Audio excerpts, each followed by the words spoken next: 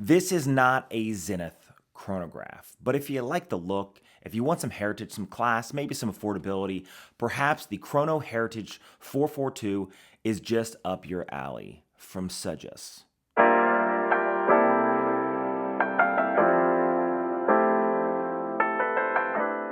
Welcome back to the channel. I'm Chase, and this is All Things Random, mostly watch reviews with some random stuff sprinkled in between. Before we hop into the video, I ask of one thing, and that is hit the subscribe button. It's free, really does help the channel. Hit the like and the notification bell, and let's get right into the details first of this chronograph review.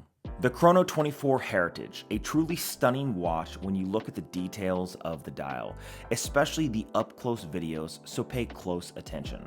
This watch comes in at 38 millimeters in diameter, a slim 11 millimeters, even with that double-domed sapphire crystal, a lug-to-lug of 46 millimeters, so the footprint on this watch is perfectly fit for most small and medium-sized wrist. My wrist is 7 1/4, which is actually kind of on the larger medium side, and a lug width of 20 millimeters. So I'm gonna toss a chase strap on this because of the gray dial, probably the vintage suede gray strap from Chase Straps. The case finishing on this looks very good with high polish on both sides, brushed along the top with a high polished bezel. It has an oyster style bracelet, which looks great, and one of the things that I truly love the most about this, outside of the fact that it is a beautiful column wheel chronograph, but that's going to be the clasp. Not only does it have a double pusher milled fold over clasp, but it has a wonderful micro adjustment just on the inside that's built in. A simple press of a button on the inside, and it micro adjusts several millimeters in either direction. This is one of those things that I wish more watch companies would do. A lot of these affordable micro brands will end up doing a pressed fold-over clasp. We've seen 1,000 of them. Even Citizen does it on their NJ-0180-80X. It's that Citizen that's all over the internet right now. The Super Titanium that I've done a review on that I have actually sitting right back here. That's even a pressed fold-over clasp, and the micro adjustments on it are push pins that you have to manually adjust. I like the adjustment on the fly because nobody likes a floppy watch if you walk into an AC building, and nobody likes a watch that's slightly strangling your wrists whenever you go outside in the heat. So I like the fact that they did offer this micro adjustment. I think it puts it worlds above most watches in the affordable category.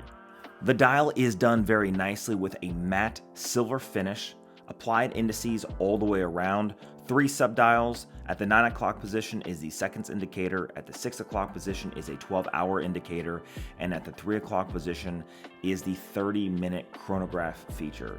The red center second hand, of course, is the seconds timer for the chronograph, and around the chapter ring you can see is the tachometer. The Chrono Heritage 442 is powered by a modified ST1902 column wheel chronograph with a gold swan neck adjuster. This thing is hand wound with 21,600 vibrations an hour, 21 joule, 40 hours of power reserve, and like I said, a SeaGull ST1902, and this thing with the open case back looks great. It's decorated with blued screws, and the overall aesthetic of the chronograph is simply breathtaking.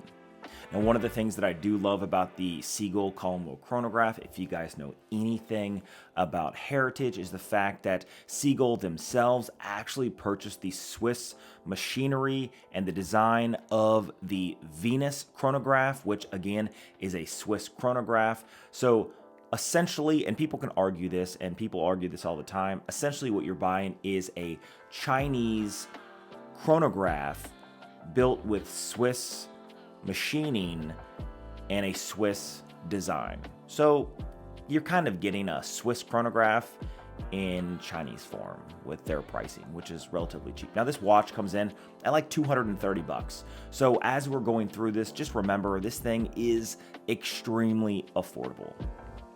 Now on my 7 1/4 inch wrist, the overall lug to lug of 46 millimeters and a case diameter of 38 millimeters fits my wrist like a glove. The oyster style bracelet with the micro adjustment clasp just looks great and is extremely comfortable. So let's discuss my overall opinions about the watch. Now, unlike other Chinese micro brands, this is not a direct homage of the Zenith chronograph. You can see the subdials are multicolored just like the Zenith chronograph, but if you look at the overall aesthetic, it's not identical and it's not exactly the same.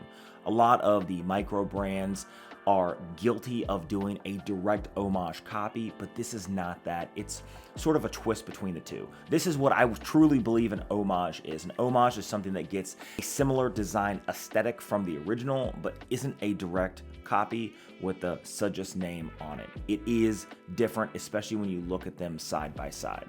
So I think that if you like the look of the Zenith chronograph and don't want to spend $5,000, you want to spend $230 and get kind of the look and feel of one that actually looks really great, right? A double dome sapphire crystal looks amazing. The finishing on the watch is done quite well, and the pure fact that it has that SeaGull ST1902 column wheel chronograph with the gold swan neck adjuster, which means that if you want it regulated, you can get it regulated to a pretty high degree. I think that it's really hard to find a watch better in a chronograph function than right here, except if it has the same movement in it. And there's a lot of watches that have the same ST1902 column wheel chronograph movement in it. So let's just put that right on the table. Now for the pricing of $230, when you look at the macro shots again, you can see that everything on the dial looks very good. I think the quality control coming out of Sujus is top notch, especially for the price point. I've looked at a lot of watches, even to include Citizen, right, that are coming in at $600 now off their own website. And the quality control isn't as good sometimes, right? Everything just depends, right? Some things make it past quality control, but this Sujus that comes straight from China, right? I think their quality control is right on point. If you look at the concentric circles on the subdial, those are done very nicely.